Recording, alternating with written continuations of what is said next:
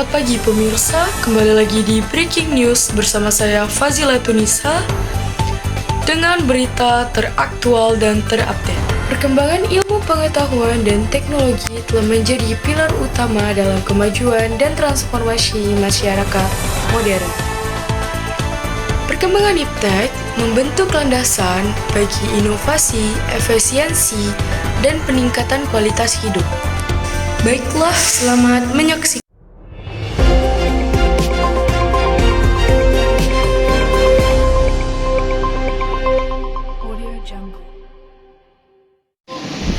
Halo semuanya, perkenalkan kami dari kelompok 3. Nah, di sini kami akan mewawancarai beberapa orang dengan tema iptek yang berjudul Sikap Tanggung Jawab dalam Pengembangan Iptek. Nah, sebelum kami akan menampilkan videonya, izinkan kami untuk memperkenalkan diri terlebih dahulu. Saya Rozan Arya. Saya Irma Natasha. Saya Naila Zulfas Regar. Saya Vivian Harefa. Saya Fazila Tunisa. Saya Rudinisa. Saya Salwa Benduna. Nah, buat teman-teman semua selamat menyaksikan. Dadah. Di sini saya akan menjelaskan dampak perkembangan iptek. Yang pertama, peningkatan efisiensi dan produktivitas. Yang kedua, e-learning dan platform digital mengubah cara pendidikan diakses dan disampaikan, memungkinkan pembelajaran yang lebih fleksibel dan personal. Yang ketiga, peningkatan kesehatan dan pengobatan. Yang keempat, kendaraan otonom dan teknologi terkait mengubah paradigma transportasi, menawarkan kemungkinan mobilitas yang lebih aman, efisien, dan berkelanjutan. Yang kelima, internet dan teknologi informasi memberdayakan masyarakat dengan akses cepat ke informasi, layanan, dan peluang ekonomi. Di sini saya menjelaskan tentang perkembangan ilmu pengetahuan dan teknologi. Ada 5. Yang pertama itu ada era revolusi industri, yaitu memberikan dorongan besar dalam sektor manufaktur dan transportasi, mengubah cara reproduksi dan industri yang dilakukan. Yang kedua, era digital dan komputasi, yaitu perkembangan ini mengubah cara kita mengakses informasi, berkomunikasi, dan bekerja. Yang ketiga, ada revolusi bioteknologi dan kesehatan, yaitu perkembangan dalam genetik dan bioteknologi telah membuka pintu untuk pengembangan obat-obat inovatif, penerapan gen dan bionoksa penyakit yang lebih akurat. Yang keempat, era internet dan komunikasi, yaitu teknologi digital dan konektivitas global memungkinkan pertukaran informasi dengan cepat dan efisien. Yang kelima, penerapan kecerdasan buatan AI dan robotika. Meskipun perkembangan iptek memberikan banyak manfaat, juga ada tantangan termasuk isu privasi, keamanan cyber, dan dampak lingkungan. Penting untuk memastikan bahwa pengembangan iptek harus disertai dengan praktik, etika, tanggung jawab sosial. Penting bagi kita untuk terus mendukung dan mengembangkan perkembangan dan iptek menuju keberlanjutan dan kesejahteraan bersama. Interview season.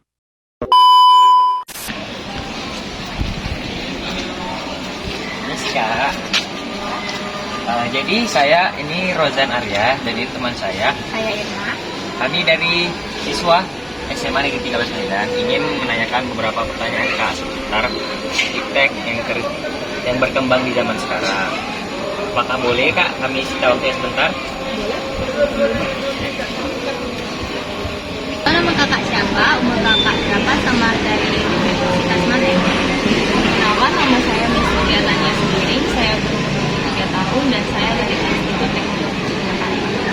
Baik kak, kami akan menanyakan beberapa pertanyaan kepada kakak ya kak. Yang pertama kak, apa sih menurut kakak itu pengaruh kemajuan iptek dalam bidang politik? Kalau kita berbicara tentang politik, kemajuan apa aja yang udah berkembang itu bisa kita lihat juga itu banyak. Mulai dari segi para politikus itu untuk menginfluence masyarakat, itu kan banyak kan, udah merambah juga mulai dari sosial media atau bahkan kalau dari papan-papan reklame juga. Nah, perkembangannya itu juga kalau bisa kita lihat dari sejarah yang tadinya cuman politik itu agak dibungkam, jadi orang udah bisa banyak-banyak bersuara kayak gitu. Jadi kayak memberikan peluang gitu ya. Iya. Nah, pertanyaan kedua nih, menurut kakak bagaimana sih pengaruh kemajuan iptek dalam bidang politik? Kalau menurut saya pribadi, iptek itu banyak mempengaruhi bidang politik karena dari sejarah yang kita baca juga, kalau dulu itu orang-orang dilarang untuk bersuara gitu kan. Contoh kecilnya karena kalau kita ingat juga di tahun 1998 tragedi bulan Mei itu, kalau kita ingatnya itu kan banyak mahasiswa yang nggak bisa menyuarakan pendapatnya, banyak politikus yang nggak bisa kita kritik. Kalau misalnya dibandingkan dengan sekarang, itu kayak kita sebagai masyarakat biasa aja udah bisa banyak berbicara gitu, banyak ngasih pendapat, masukan saran, udah bebas berpendapat gitu. Jadi lebih ke arah sana sih pengaruhnya. Jadi masyarakat juga punya pemikiran yang luas dan bisa lebih berkembang lagi. Bang, seterbatas apa sih mahasiswa dalam berpendapat mengenai politik pada masa itu? Kalau menurut saya dan menurut beberapa buku yang saya baca, kalau zaman dulu itu nggak semua orang bisa menyampaikan pendapatnya karena juga kan kita keterkurangan dari bidang teknologi. Karena kan orang kalau menyebarkan informasi itu dari mulut ke mulut atau dari telegram. Kalau kita tahu kan prosesnya itu pasti lama. Bahkan surat kabar aja itu nggak bisa sembarangan kan orang punya.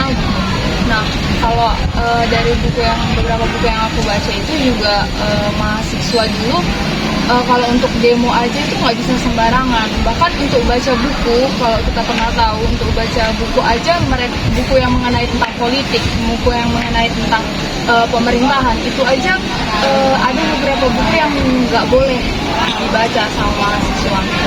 Dan bahkan banyak juga mahasiswa yang menyuarakan pendapatnya itu hilang. Dan kita nggak bisa tahu kenapa, nggak bisa persepsikan juga seperti apa gitu. Sedangkan kalau sekarang kan kalau kita lihat juga TikTok, banyak kan orang yang berkritik, berkomentar mengenai politik, mengenai kinerja pemerintahan.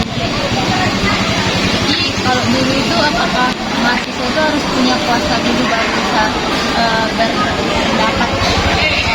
Enggak juga. Itu kan sejauh yang saya tahu juga kan negara kita juga sistem demokrasinya ini kan baru setelah Orde Baru, ya kan. Nah, baru setelah demokrasi itulah kita bebas berpendapat, itu sepemahaman saya. Jadi bukan berarti mahasiswa harus punya kekuasaan dulu baru bisa berpendapat, juga. Tapi di atas kayak kita kan anak sekolah, di atasnya ada lagi yang lebih tinggi, ada lagi yang lebih tinggi kayak gitu. Jadi kalaupun kita yang di tengah ini mau berpendapat, itu pasti harus memikirkan dampak ke depannya apa yang bisa ditekan dari atas. Nah, terus sekarang ini kan di era sekarang ada kampanye ya Kak. Menurut kakak, apakah iptek itu membantu dalam berkampanye di bidang politik, apalagi di era sekarang? Menurut saya itu sangat membantu karena kalau kita perhatikan kelas balik lagi, kalau zaman dulu kan kita nggak pernah bisa lihat debat presiden kan, itu contoh kecilnya. Kalau sekarang bahkan debat presiden itu dipertontonkan, jadi semua masyarakat itu bisa menilai. Jadi itu kan karena perkembangan dari teknologi itu sendiri juga. Oke Kak, jadi saya ada satu pertanyaan lagi. Apa sih kekurangan iptek atau ilmu pengetahuan teknologi dalam berpolitik dari era ke era? Kalau menurut saya kekurangan iptek itu lebih ke cyber crime sih. Maksudnya kalau iptek ini kan di tiap-tiap negara porsinya berbeda. Kalau misalnya di negara lain udah jauh lebih berkembang daripada negara kita, itu juga kan dipengaruhi politik. Nah, dalam berkampanye juga iptek ini kurangnya itu karena terlalu luas cakupannya, terlalu luas publik bisa mengomentari. Jadi banyak kayak semacam hate comment atau hoax yang tersebar gitu. Dan yang dari yang saya lihat juga karena kecanggihan teknologi sekarang ini juga belum bisa dikendalikan oleh pemerintahan. Jadi kampanye banyak yang simpang siur juga yang sampai di masyarakat. Jadi Kak, saya masih ada pertanyaan tentang bidang ekonomi. Jadi pertanyaannya itu, Apa saja pengaruh perkembangan iptek terhadap perekonomian di negara Indonesia? Saya kalau untuk dari perkembangan pengetahuan ini, mulai dari pengelolaan limbah aja, kita itu bisa meningkatkan ekonomi. Misalnya kayak mulai dari 3R itu Recycle, recycle, reuse, sama reduce kan. Nah, dari 3R ini aja kita bisa mengembangkan yang tadinya barang bekas itu jadi sesuatu yang lebih berguna, dan itu punya nilai, punya value dalam bisa mencakup. Jadi itu bisa mencakup fashion ataupun barang-barang yang punya estetika dan juga punya nilai. kalau untuk contoh besarnya apakah kita tahu? Kalau di bidang lingkungan itu, contoh paling besarnya itu kenapa bilang itu jadi contoh besar, karena mungkin di negara kita itu jarang yang namanya limbah itu. Kalau misalnya orang udah buang plastik nih kan, yang paling lama terurainya. Kalau di Indonesia sendiri tuh kayak sekarang aja kita bisa lihat kalau orang buang plastik aja sembarangan gitu kan. Sedangkan kalau di negara luar, kalau misalnya yang namanya plastik, limbah itu nggak bisa dalam satu tong sampah yang sama gitu kan. Itu contoh kecil. Jadi mereka yang plastik yang kaleng-kaleng. Nah, yang plastik ini bisa kita olah lagi, dan hasil olahannya itu nanti jadi inti plastik gitu kan. Jadi itu bisa biji plastik itu bisa kita berikan ke pabrik dan kita punya nilai jualnya gitu. Jadi kita kasih ke pabrik, jadi otomatis kan kita punya pemasukan nih kan. Nah, itu yang sekarang orang Indonesia itu nggak banyak yang punya yang kayak gitu. Sedangkan di luar itu udah jadi suatu hal yang lumrah. Ya Kak, untuk diterapkan seperti tong sampah tadi aja itu kayaknya di Indonesia ini masih susah, karena ya beberapa kalangan baik tua maupun muda itu. Yang plastik ini bisa kita olah lagi, dan hasil olahannya itu nanti jadi inti plastik gitu kan. Dan itu bisa biji plastik itu bisa kita berikan ke pabrik dan kita punya nilai jualnya gitu. Jadi kita kasih ke pabrik, jadi otomatis kan kita punya pemasukan nih kan. Nah, itu yang sekarang orang Indonesia itu nggak banyak yang punya yang kayak gitu. Sedangkan di luar itu udah jadi suatu hal yang lumrah. Ya Kak, untuk diterapkan seperti tong sampah tadi aja itu kayaknya di Indonesia ini masih susah, karena ya beberapa kalangan baik tua maupun muda itu masih buang sampah sembarangan.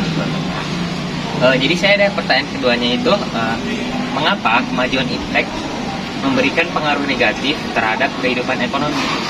Kalau untuk pengaruh iptek itu ke bidang ekonomi itu lebih ke budaya konsumtif sih.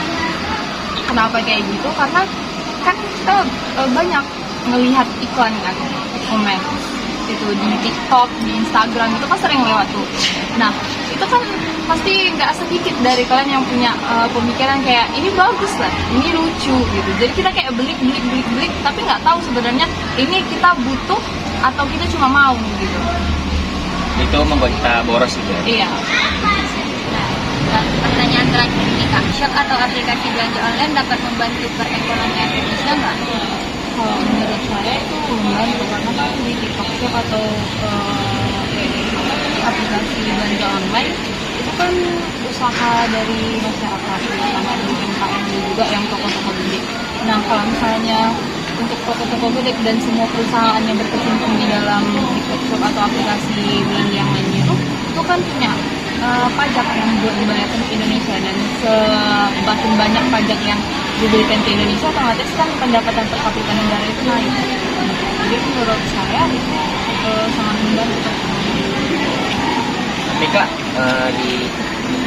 bagi pengguna berbisnis yang dia offline itu gimana? Ya kan mengalami kerugian dong karena iptek ini. Itulah kan kita sebagai manusia juga, sebagai masyarakat perlunya juga untuk berkecimpung.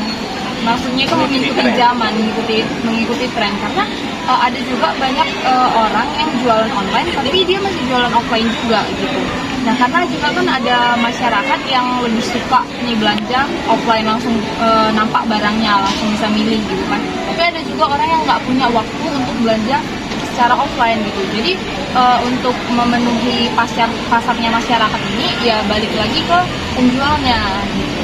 Jadi kalau kan kemarin juga ada sempat kasus kan yang Tanah Abang itu kan.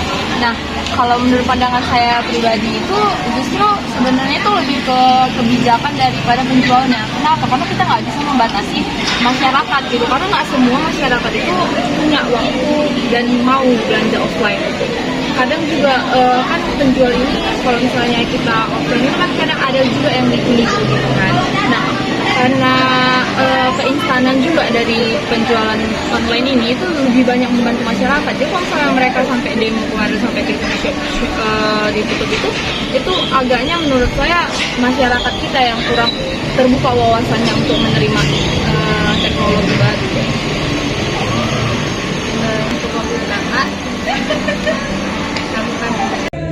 Mohon izin sebelumnya Bang, perkenalkan nama saya Salawat Nasibin dari siswa SMA Negeri 13 Medan. Saya ingin mengajukan beberapa pertanyaan nih mengenai bagaimana pendapat Abang tentang sikap tanggung jawab perkembangan iptek dalam bidang ideologi.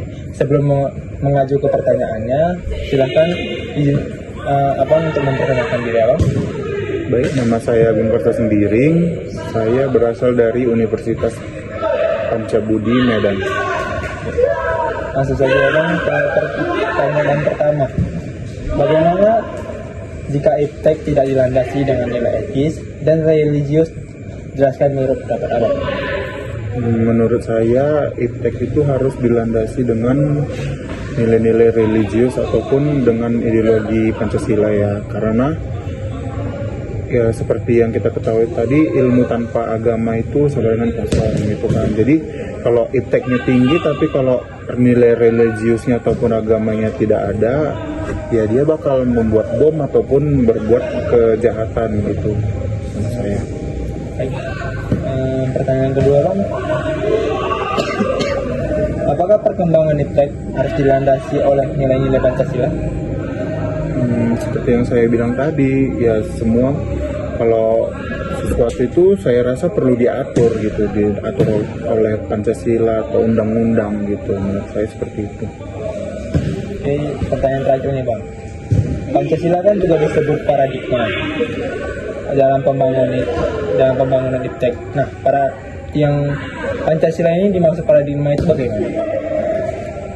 Mungkin lebih ke pola ukur ya, pola ukur dalam iptek dalam suatu negara gitu. Jadi mungkin menurut saya paradigmanya itu ya kita harus mengikuti undang-undang yang ada di negara kita gitu. Oke, baik. Terima kasih Bang atas waktunya. Mungkin sampai di sini saja pengajuan pertanyaan yang saya berikan. Terima kasih atas waktunya.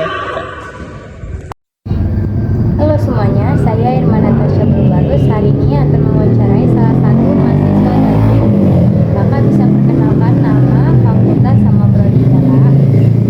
Perkenalkan, nama saya Aliana Berbarus dari Fakultas FK Prodi PGSD. Saya mahasiswa dari UNIT. Nah, pertanyaan pertama, bagaimana sih penggunaan media sosial telah mempengaruhi cara orang berinteraksi dan berkomunikasi dalam kehidupan sehari-hari?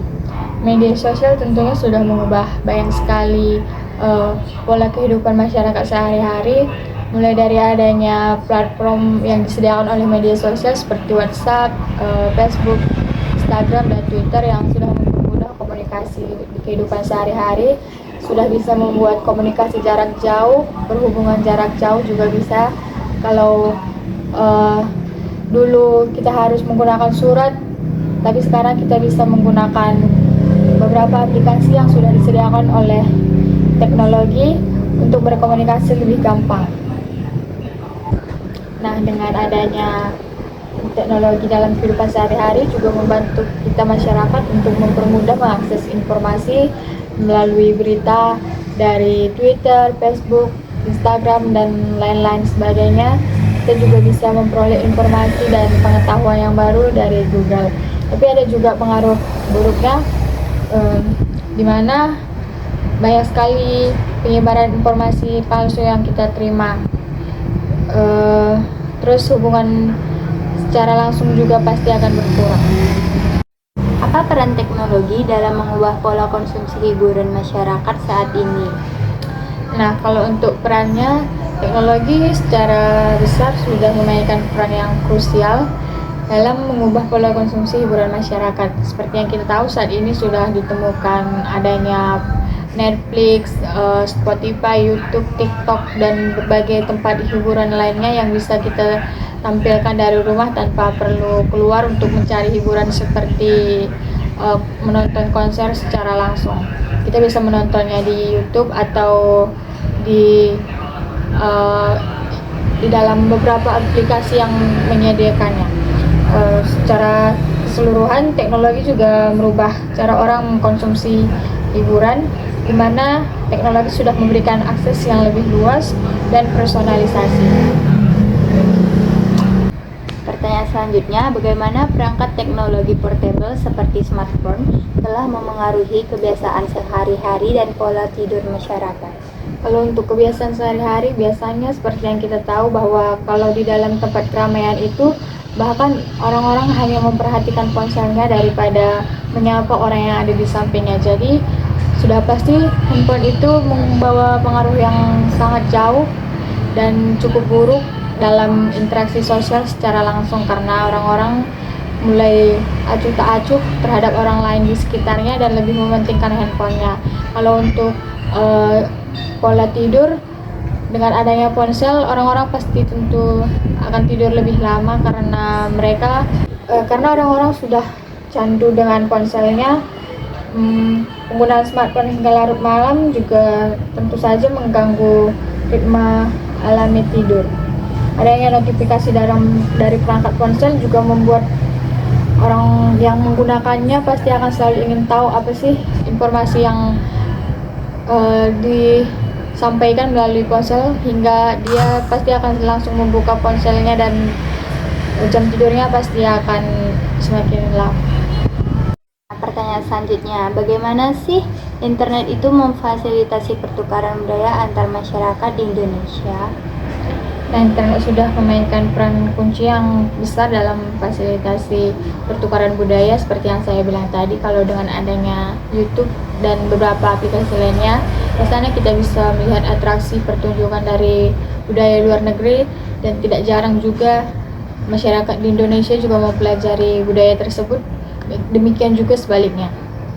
Nah, dalam internet juga kita bisa mengenal artis-artis dari luar negeri, begitu juga luar negeri juga bisa mengenal artis-artis dari kita. Seperti yang kita tahu adanya K-pop, adanya BTS dan lain-lain, itu semuanya pasti dikenal oleh masyarakat dari internet, dan masyarakat Indonesia juga banyak yang ngefans sama mereka. Nah, selain itu, komunikasi daring juga memungkinkan individu dari berbagai belahan dunia berinteraksi, sehingga mereka mampu berbagi pengalaman serta juga pengetahuan dan keberagaman budayanya. Dengan demikian, internet juga memperluas jangkauan dan aksesibilitas budaya Indonesia di tingkat global, menciptakan peluang untuk meningkatkan pemahaman dan menghargai keanekaragaman. Dengan adanya internet juga kita bisa membawa budaya kita untuk dikenal oleh orang lain. Tapi menurut kakak, apakah kita terlalu hedonisme atau westernisasi dengan budaya orang lain karena kita terlalu melihat ke negara orang? Untuk sebagian orang mungkin bisa seperti itu, seperti orang-orang yang terlalu suka K-pop dan semacamnya. Ada yang sudah terlalu fanatik, tapi ada juga orang yang menganggap itu semua biasa saja, jadi mereka tidak peduli. Baik, pertanyaan terakhirnya, apakah menurut kakak pengaruh baik dan pengaruh buruk dari perkembangan iptek dalam sosial dan budaya? Untuk pengaruh baiknya ya seperti yang saya bilang tadi, kita bisa membawa budaya kita keluar dan budaya luar juga bisa kita kenal. Tapi untuk pengaruh buruknya sama juga, karena ada yang terlalu obsesi dengan budaya luar sehingga mereka meniru gaya budaya luar dan mereka lupa akan budayanya sendiri. Demikian wawancara saya hari ini, sampai jumpa di video selanjutnya. Dadah. Permisi Bang, sebelumnya saya mohon izin waktunya sebentar ya. Nah, jadi saya Vivin Harempa, saya dari SMA Negeri 13 Medan, dan guru saya memberikan tugas tentang wawancara mengenai perkembangan iptek dalam bidang pertahanan dan keamanan. Nah, sebelum saya melemparkan beberapa pertanyaan kepada Abang, saya mohon izin kepada Abang untuk memperkenalkan diri terlebih dahulu. Baik, perkenalkan nama saya Hendra Wale, saya dari Akademi Maritim Lawan-Medan. Oke, terima kasih untuk perkenalannya. Jadi, pertanyaan yang pertama itu yaitu, menurut pendapat Abang, apa sih arti dari sikap tanggung jawab dalam perkembangan iptek di bidang pertahanan dan keamanan negara? Oke, baik.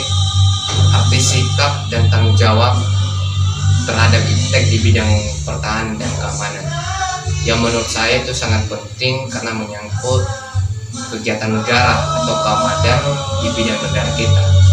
Nah, jadi apa yang harus kita lakukan, yaitu kita harus mengerti dulu adanya pemahaman kita di bidang iptek mengenai pertahanan dan keamanan. Kemudian adanya kita kolaborasi dan berkontribusi, misalnya di bidang pendidikan, penelitian, atau di bidang pemerintahan. Selanjutnya ada kita juga etika dan tanggung jawab kita. Kemudian adanya keberlanjutan terhadap iptek di bidang pertahanan dan keamanan, dan juga seperti adanya kesadaran dan kewajiban kita supaya nanti tidak terjadi kesalahpahaman di masyarakat luas. Jadi kita harus benar-benar mengerti dan paham dulu bagaimana artinya iptek itu sebenarnya di bidang pertahanan dan keamanan. Oke, Baik, pertanyaan yang kedua yaitu, apa saja sih contoh-contoh iptek itu dalam pertahanan dan keamanan negara? Oke, contoh-contoh iptek di bidang pertahanan dan keamanan negara. Nah, ini seperti penginderaan jauh, yang salah satu contohnya seperti keamanan siber, salah satu contoh juga, dan juga persediaan alat-alat canggih seperti kapal perang, alat-alat senjata militer, dan juga seperti drone, yaitu untuk meninjau untuk secara jauh. Nah, itu juga salah satu contoh iptek di bidang pertahanan dan keamanan. Oke, baik.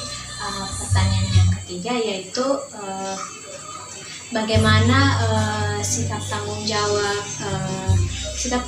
kita dalam perkembangan iptek untuk perdamaian dan ketentraman atau pertahanan di global. Ya, tentunya untuk global ya kita harus ada kerjasama antar negara, atau bukan cuman kita di nasional, atau artinya secara luas, secara global, internasional. Jadi kita harus berkontribusi juga, baik dari segi keamanan dan pertahanan negara. Kita harus sharing. Jadi kalau bisa adanya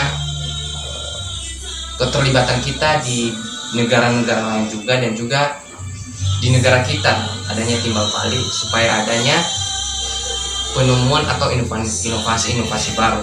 Jadi kita bisa membawanya atau bisa melaksanakannya di negara kita sendiri. Itu juga merupakan untuk global, untuk kegiatan-kegiatan kita di bidang iptek pertahanan dan keamanan. Nah, seperti itu. Pertanyaan selanjutnya itu, apa langkah konkret atau langkah yang pasti yang boleh kita ambil dalam sikap tanggung jawab kita dalam perkembangan iptek di bidang pertahanan dan keamanan negara? Ya, oke. Kita harus melibatkan diri supaya nanti kegiatan kita atau memastikan tanggung jawab dan pengembangan teknologi ini benar-benar dilaksanakan. Kita harus juga memberikan inovasi baru kepada teman-teman, atau secara sharing kepada abdi negara supaya kedepannya lebih baik lagi. Jadi setiap yang telah dilaksanakan, setiap yang telah ditetapkan, itu yang harus dilakukan. Jadi supaya tidak terjadi kesalahpahaman juga nanti di masyarakat luas. Jadi seperti itu. Baik, terima kasih untuk jawaban-jawaban dan yang telah Abang berikan. Saya mohon undur diri. Terima kasih dan sekian saya. Terima kasih. Demikianlah video yang dapat kami tampilkan. Apabila ada kesalahan dalam setiap kata dan perbuatan kami mohon maaf. Sekian dari kami.